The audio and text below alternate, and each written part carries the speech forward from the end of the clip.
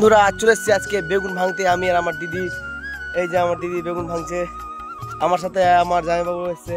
এই যে আমার জামাইবাবু, ও হাই করো জি, হাই বাই বাই। দেখতে পাচ্ছ আমার দিদি যে বেগুন ভাঙছে। বেগুন গাছ একদম মাটিতে লেগে আছে বেগুন।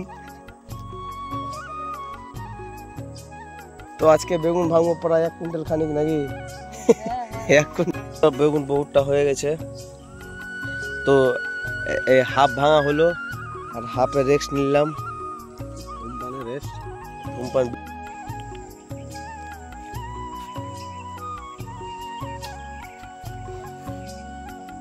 আমার দিদি খালি বেগুন লেগে ঝুলু খেতে, আর আমার জামাইবাবু খালি বেগুন হাতে রয়েছে।